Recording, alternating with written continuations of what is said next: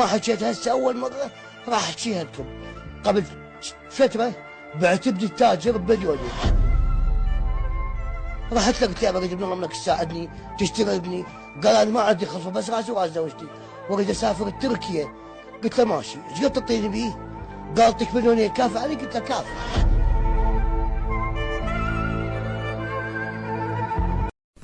قصة تقول أحد الفقراء لا يمتلك شيء سوى 3 أولاد. قصة حقيقية للعلم يعني. لا يمتلك شيء سوى 3 أولاد وهو ضرير. ذهب إلى رجال الدين والسياسيين وأصحاب الأموال ولم يجد من يساعده، ولكن يوجد أحد هؤلاء الرجال عرض عليه أن يشتري أحد أولاده، وعندها اضطر أن يبيع أو ولده الكبير لكي يأتي بنقود ويطعم أولاده الصغار. وكأني به يقول: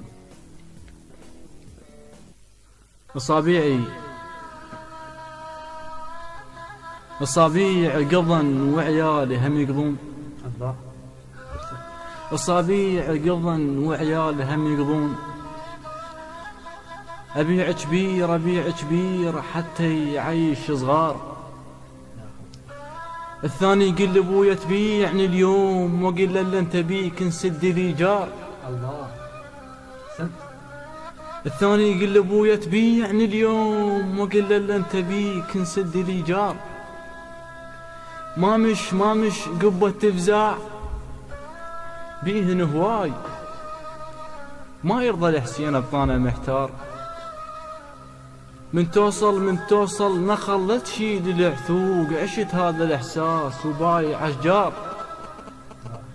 ما يحكي من نبيعه، يضحك دموع واحس قلبه بقفا من يمشي يندار.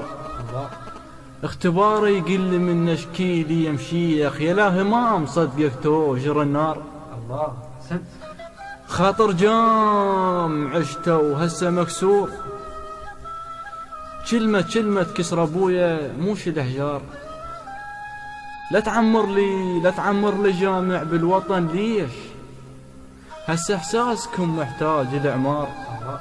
يقول له البعت عم قبالي كاليش، ما تشري لي بيت وروحك يجار. الله علي وينك المنجل صاير يعيد، وابنه روشه خضرة وكلها منشار.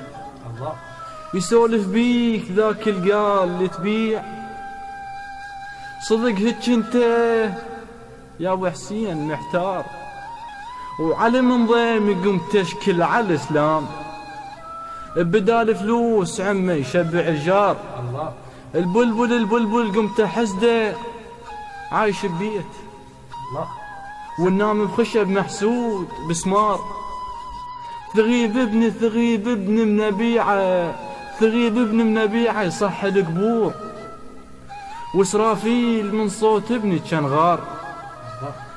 اللي يبيع عياله ريجه يصير مرتاه، يقود اقبال يشوف عليه مرتاه. قمت احسد البايع شرف مرتاه، المهم ما باع طفلي عيشه خير.